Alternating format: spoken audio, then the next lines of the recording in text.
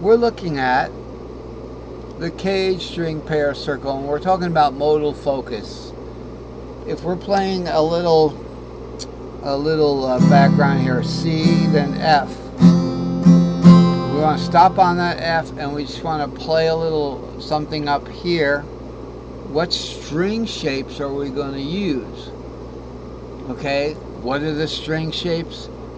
C, G, D, A, E, and that's it. Those are the string shapes, and they repeat. There's C again. No matter where you are on the guitar, here's a C.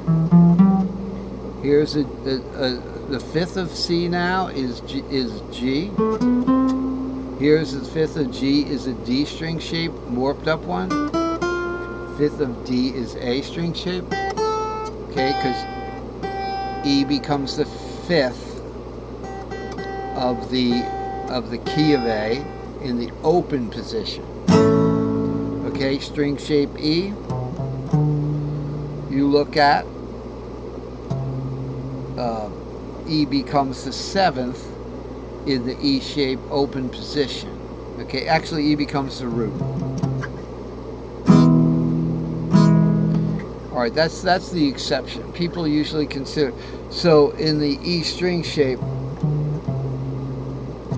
the root is the second there. It's usually, that's just the way it is. Every little circle has a little anomaly that kind of has to be fudged and put into it.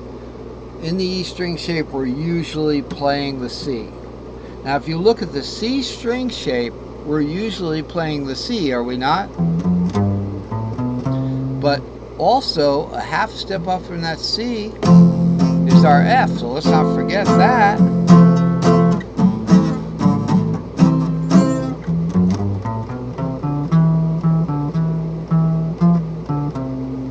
So same thing with the E string shape, is also the string shape for the low Korean half diminished seventh. One almost goes to the other. Notice it didn't even sound like a full scale when we stopped on the E.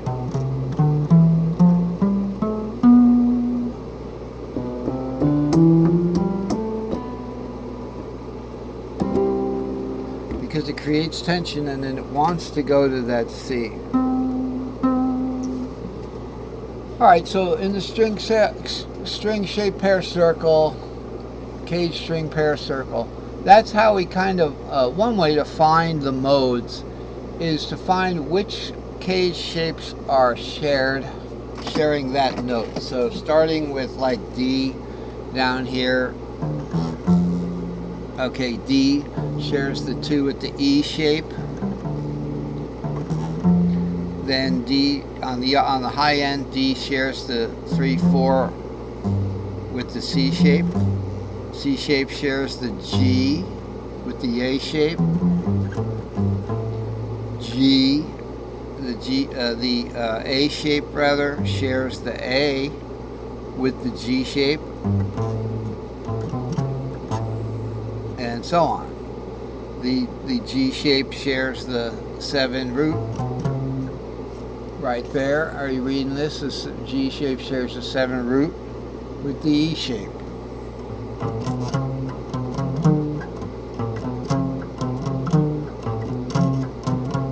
Here's the E shape, here's G shape, string shape. These are the bottom strings in the cages. Okay, so the E shape would go something like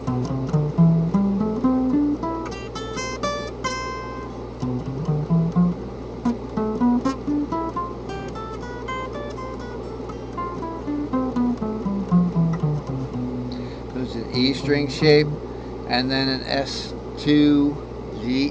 What are we going to call this now? An S2C, and an S3D.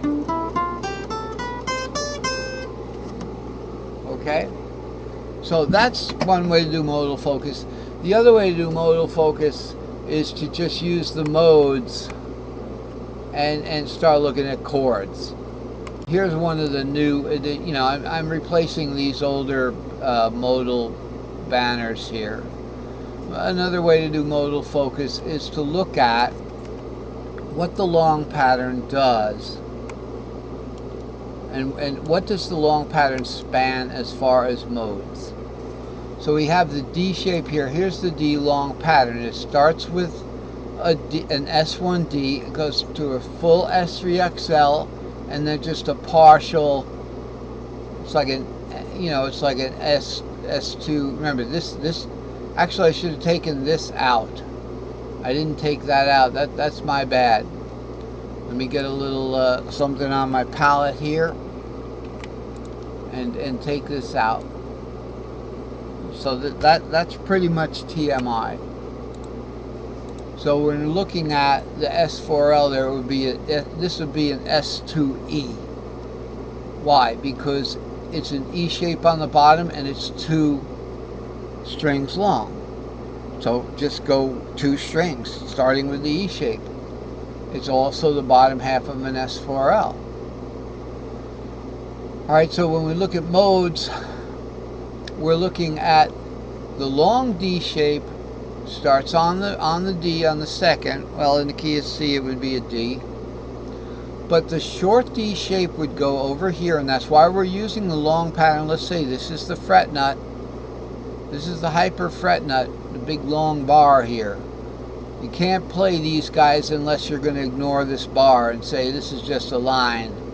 This just marks where the fret nut could be, but it's not. We're going to play the short pattern that goes over here. S3. Let's see. We'll make sure we get it right. It'd be S3D. So it's going to be 2, 3, 4, 5, 6, and over past the no play zone of that bar. 7 root 2, 3, 4, 5, 6, 7 root 2, 3. S2C would be 3, 4, 5, 6, 7 root, and then an S1D on top. So modally, these are the chords to play in that particular short box. Okay. Now I'm not going to remove these labels because this is just a fretboard here. So these labels are pertinent because these string shapes are showing. So we need these to be labeled with their string shapes, you know.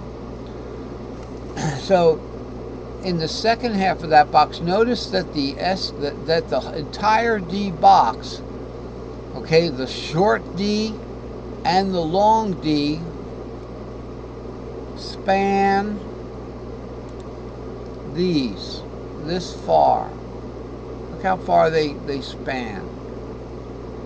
They span really, you know, a big chunk of the fretboard, such that then the one next to it, which is like the D shape, G shape rather, spans a fourth.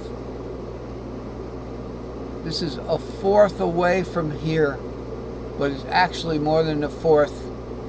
Okay, because the D shape, let's see, the D shape will go to the, in cage it'll go to C, okay, because cage starts over again.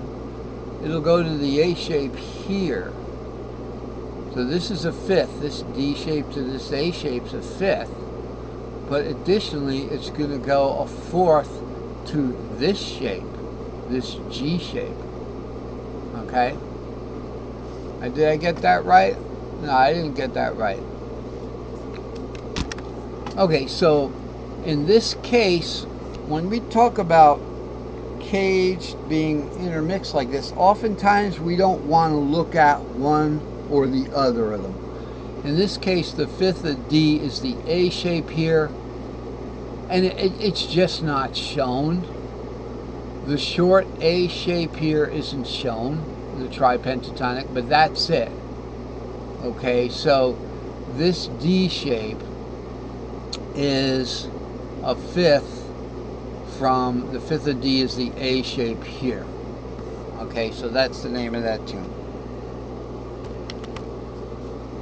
Alright, so let's stick to today's chart, okay? And I don't know if we're there yet, I think we're there yet. We're at chart 210.